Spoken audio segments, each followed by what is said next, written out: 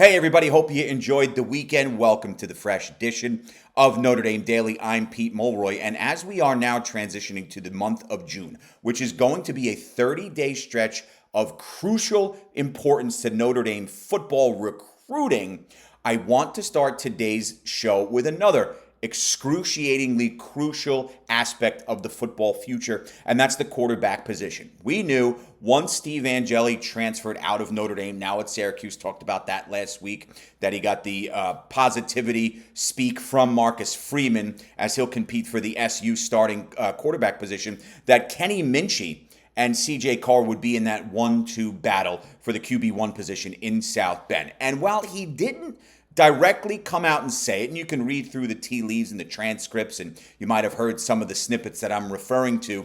This week, Marcus Freeman spoke to the media about that quarterback position, and he specifically spoke to The Athletic, explaining his methodology as he's using analytics heading into next season from the perspective of how can I best call a game offensively, have my offensive coordinator, Mike Denbrock, do the best he can from an efficiency standpoint, and also breaking down what the play calls might be for Notre Dame on third down, fully knowing that they're going to go for it on fourth down. And we saw a lot of that last year. And when I mentioned reading between the tea leaves, you might say, Pete, what in God's name does this have to do with the quarterback battle? Well, Marcus Freeman, talking about this very scenario, used Kenny Minchey as the litmus test.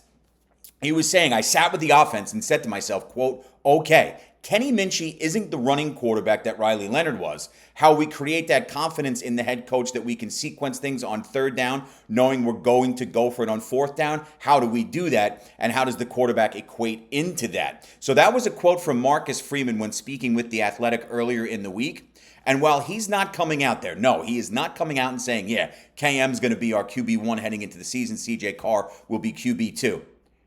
You can read between those lines there and say, well, you know what, he's using Kenny Minchey as the example there, meaning he's top of mind in that given scenario. Now, Kenny Minchey, big, powerful arm. I've said it on this program. I've said it in the past that I thought going into this offseason and beyond, as we get closer to that August 30th game, that I would probably be more comfortable with Kenny Minchey, the sophomore, running the show, as opposed to C.J. Carr, the freshman. Not that C.J. Carr isn't talented. It would be absurd to say otherwise. Look at the tape. Watch some of the massive throws. He had 4 or 5 really wow throws in the spring game. But I think the skill set of Kenny Minchey, the ability to take chances, big game arm, and creativity with the legs, I like that skill set, especially when you're coming off a season where you had a quarterback who relied more on his legs and the passing when needed. Now, we know Riley Leonard's passing game last season got better as the campaign went along. Kenny Minchey, a much more established passer. And if you haven't seen it, I encourage you to watch film on this young man. The arm is incredible. And if you saw the spring game, you know exactly what I'm talking about. So I did find that interesting, as many people probably did, that while he didn't directly come out and say it, that Marcus Freeman early on, and now if it is Kenny Minchey, he'll have to prove it in the fall, but Marcus Freeman sort of coming out and suggesting that top of mind might be Kenny Minchey, right now the leader in the clubhouse, to take the starting quarterback position once the season starts down in Corals Gables in late August. Speaking of Marcus Freeman and sort of his methodology and thinking, and we know he likes to use the gut and the analytics, the perfect combo of the two, added up to a 14-win and 16-game season a year ago and a near national title. But one of the marquee games on Notre Dame's schedule each season from a football perspective is the USC game. And we've been talking ad nauseum about how after 2026, the contract ends. They're on paper, contractually, financially, fiscally, there is no Notre Dame USC football right now locked in past 2026. Many view that as a problem. Boosters have gotten involved. Athletic programs have been speaking between the two universities. This is a game that dates back to 1926. From where I sit, it's got to be played. But there are bumps and bruises along the way. Marcus Freeman, also this week in conversation, holding nothing back and saying, yes, I want this game to continue each and every season. Quote, it's pretty black and white for me. And he was talking to blueandgold.com when he said this. I want to play them every single year, referring to USC. I don't care when. I don't care where. Start of the season, middle, end of the season. I don't care. I want to play USC every year because it's great for college football, end quote. Again, I of course, this is a game that I feel needs to be played. Two powerhouse programs who have built big game reputations throughout the history of their respective programs. And while USC right now may not feel the same due to recently joining the Big Ten, for example, there's going to be a different travel schedule. We can be human and understand that aspect of it. Sure, the green is involved, but the annoyance of the travel schedule, depending on what aisle you exist on, makes sense. But if the boosters and all the money that comes along with this fail to help this game out from a future perspective, which would be a travesty, might Marcus Freeman, Notre Dame as a university, and the athletic department elect to play this game earlier in the season, at the start of the season, which might make it different from a dual perspective of, okay, USC knows where it's got to travel. Now it's coming mid-country from the West Coast early on. We can get it out of the way and probably save on some injury earlier in the season. Or are we just going to wrap it up and put a bow on it like Notre Dame and Michigan did, unfortunately, with their rivalry? I don't think that's the case, but I do feel that getting this locked down, if Notre Dame comes out, Pete Pavakwa says, you know what, we talked about it, I'm on board, let's do it early in the year, when do you want to play? I think USC goes for it. I think they're in lockstep if they're able to do that. I think that's the way you get it done. Yes, timing and finances play a role, but I think if the two universities get together and say early season, sounds like Coach Freeman is on board. Let's get it done. That's the bottom line. Talking about commit, tease this at the top of the broadcast today. You have current Notre Dame commit Thomas Davis Jr., a four-star linebacker. He's been committed to Notre Dame since November. But he took an official visit this past weekend to the University of Georgia. Now, Davis has been, as you know, listen to this program or read, elsewhere, that he's been one of the most highly discussed commits for Notre Dame. And that's for a few reasons. First, he features as one of the top linebacker recruits in the country. That's common sense. A rushing and drop back skill set that really makes coaches and fans everywhere salivate. I mean, this kid is the real deal. Second, his dad was an NFL All-Pro linebacker, had a great 13-year career with the Carolina Panthers, bounced around a little bit after that. But significance there, Thomas Davis Sr. is an alum of UGA.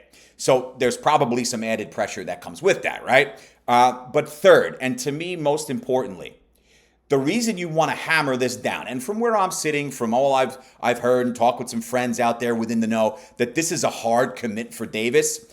But to me, the most significant aspect of this is outside of Davis in the 26 class, which is an unbelievable from top to bottom class. I've spoken about that.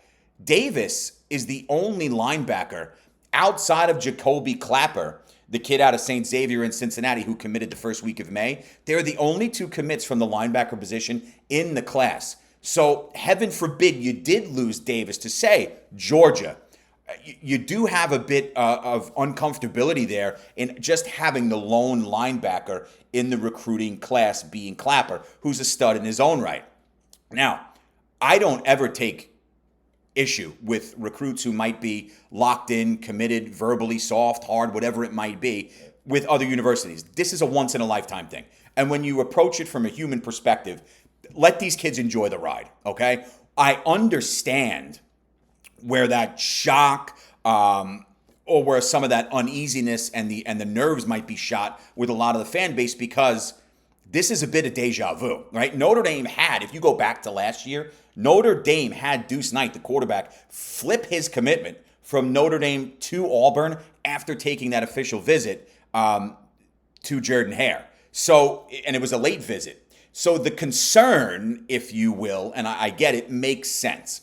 I don't think we're here. Time will tell. But as I said moments ago, from everything I've read, from everything I've studied, everything I've spoken to people out there who are involved with the program and the recruiting landscape, it's a hard commit for Davis.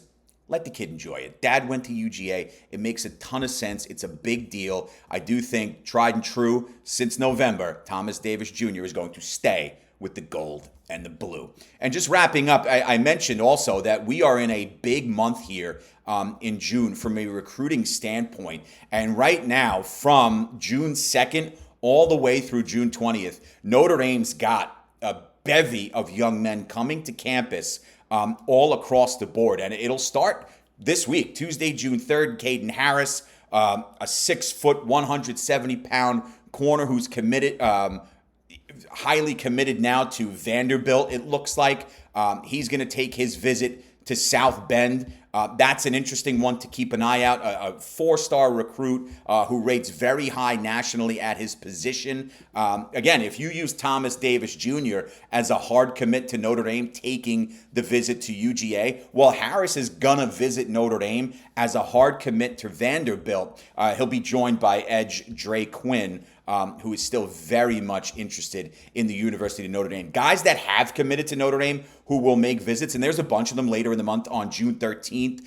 Jonas Walton, who we've talked about, the star running back from Carrollton, Georgia. He'll be joined by Greg Patrick, another really good four-star offensive tackle, 6'5", 280. And then that's the day, June 13th, that Thomas Davis will take his visit to South Bend again as a hard recruit to Notre Dame. Tiki Hola will be there that day as well. I mean, that's a loaded day for Notre Dame. And when you see some of the other names that are in there on the 13th of this month, Cohen Brown, the wide receiver, mentioned him here a couple days ago. He's more in the mix now from Waxahachie, Texas. 6 foot, 200-pound wide receiver who's a playmaker and can go up and get the football. This is a very big month for Notre Dame. And at the end of the month, Joey O'Brien, a 5-star safety who's very much intrigued by Notre Dame intrigued by him. One of the premier players nationally, 6'3", 185 size and speed. Brian Bonner, another running back who's highly coveted by Notre Dame, will be joined on the 20th by Ebenezer Iwatati, who has hard committed to the Irish as well. He will be taking his visit along with Elijah Golden, Evan Jacobson. Tight end, right? We talked how crucial the tight end position in the 26 class is. I think it's a big deal, and I think it's perfect that late in this month, a player like Evan Jacobson from Iowa is on campus where Notre Dame, like the linebacker position, could use some depth in the class. If you're able to land Jacobson, and like I said, you keep Davis and you see what else unfolds with the rest of this class. I know the window closes now, or soon, but there's a lot to be done. There's a lot of pages to still flip in this book. That is the 2026 recruiting class. I think it's an exciting time. I think it's a crucial time, obviously, for the University of Notre Dame's football program. I mean, you've got to be pumped with what they continue to do and the players they continue to roll out and bring into campus.